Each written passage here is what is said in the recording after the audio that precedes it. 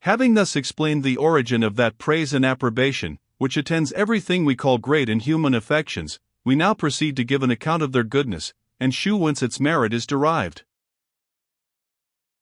When experience has once given us a competent knowledge of human affairs, and has taught us the proportion they bear to human passion, we perceive that the generosity of men is very limited, and that it seldom extends beyond their friends and family, or, at most, beyond their native country. Being thus acquainted with the nature of man, we expect not any impossibilities from him, but confine our view to that narrow circle in which any person moves, in order to form a judgment of his moral character. When the natural tendency of his passions leads him to be serviceable and useful within his sphere, we approve of his character, and love his person, by his sympathy with the sentiments of those who have a more particular connection with him. We are quickly obliged to forget our own interest in our judgments of this kind, by reason of the perpetual contradictions we meet with in society and conversation, from persons that are not placed in the same situation, and have not the same interest with ourselves. The only point of view, in which our sentiments concur with those of others, is, when we consider the tendency of any passion to the advantage or harm of those who have any immediate connection or intercourse with the person possessed of it. And though this advantage or harm be often very remote from ourselves, yet sometimes it is very near us, and interests us strongly by sympathy.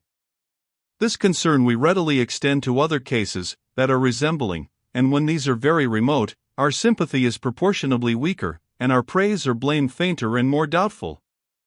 The case is here the same as in our judgments concerning external bodies. All objects seem to diminish by their distance, but though the appearance of objects to our senses be the original standard by which we judge of them, yet we do not say that they actually diminish by the distance, but correcting the appearance by reflection, arrive at a more constant and established judgment concerning them. In like manner, though sympathy be much fainter than our concern for ourselves, and a sympathy with persons remote from us much fainter than that with persons near and contiguous, yet we neglect all these differences in our calm judgments concerning the characters of men. Besides, that we ourselves often change our situation in this particular, we every day meet with persons who are in a different situation from ourselves, and who could never converse with us on any reasonable terms, were we to remain constantly in that situation and point of view, which is peculiar to us. The intercourse of sentiments, therefore, in society and conversation, makes us form some general and unalterable standard, by which we may approve or disapprove of characters and manners. And though the heart does not always take part with those general notions, or regulate its love and hatred by them, yet are they sufficient for discourse, and serve all our purposes in company, in the pulpit, on the theatre, and in the schools. From these principles we may easily account for that merit, which is commonly ascribed to generosity, humanity, compassion, gratitude, friendship, fidelity, zeal, disinterestedness, liberality, and all those other qualities, which form the character of good and benevolent. A propensity to the tender passions makes a man agreeable and useful in all the parts of life, and gives a just direction to all his other qualities, which otherwise may become prejudicial to society. Courage and ambition, when not regulated by benevolence, are fit only to make a tyrant and public robber. It is the same case with judgment and capacity, and all the qualities of that kind. They are indifferent in themselves to the interests of society, and have a tendency to the good or ill of mankind, according as they are directed by these other passions. As love is immediately agreeable to the person who is actuated by it, and hatred immediately disagreeable, this may also be a considerable reason why we praise all the passions that partake of the former, and blame all those that have any considerable share of the latter. It is certain we are infinitely touched with a tender sentiment, as well as with a great one. The tears naturally start in our eyes at the conception of it, nor can we forbear giving a loose to the same tenderness towards the person who exerts it. All this seems to me a proof that our approbation has, in those cases, an origin different from the prospect of utility and advantage either to ourselves or others.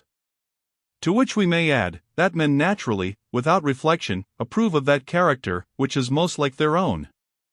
The man of a mild disposition and tender affections, in forming a notion of the most perfect virtue, mixes in it more of benevolence and humanity than the man of courage and enterprise, who naturally looks upon a certain elevation of mind as the most accomplished character. This must evidently proceed from an immediate sympathy, which men have with characters similar to their own. They enter with more warmth into such sentiments, and feel more sensibly the pleasure which arises from them. It is remarkable that nothing touches a man of humanity more than any instance of extraordinary delicacy in love or friendship, where a person is attentive to the smallest concerns of his friend, and is willing to sacrifice to them the most considerable interest of his own. Such delicacies have little influence on society, because they make us regard the greatest trifles, but they are the more engaging, the more minute the concern is, and are a proof of the highest merit in anyone who is capable of them. The passions are so contagious that they pass with the greatest facility from one person to another, and produce correspondent movements in all human breasts. Where friendship appears in very signal instances, my heart catches the same passion, and is warmed by those warm sentiments that display themselves before me.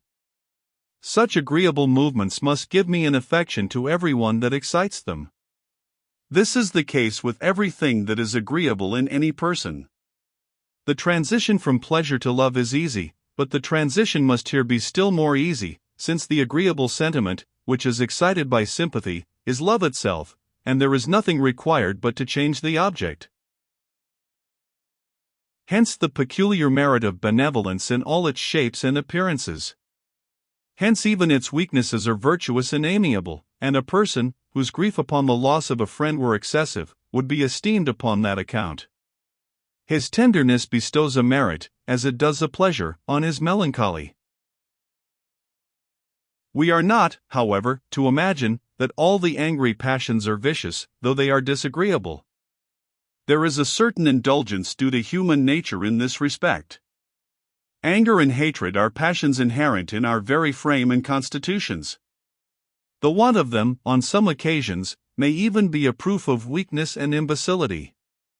And where they appear only in a low degree, we not only excuse them because they are natural, but even bestow our applauses on them, because they are inferior to what appears in the greatest part of mankind. Where these angry passions rise up to cruelty, they form the most detested of all vices. All the pity and concern which we have for the miserable sufferers by this vice, turns against the person guilty of it, and produces a stronger hatred than we are sensible of on any other occasion. Even when the vice of inhumanity rises not to this extreme degree, our sentiments concerning it are very much influenced by reflections on the harm that results from it. And we may observe in general, that if we can find any quality in a person, which renders him incommodious to those who live and converse with him, we always allow it to be a fault or blemish, without any farther examination. On the other hand, when we enumerate the good qualities of any person, we always mention those parts of his character, which render him a safe companion, an easy friend, a gentle master, an agreeable husband, or an indulgent father. We consider him with all his relations in society, and love or hate him, according as he affects those who have any immediate intercourse with him.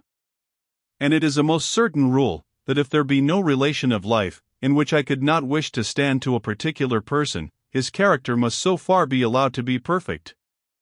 If he be as little wanting to himself as to others, his character is entirely perfect. This is the ultimate test of merit and virtue.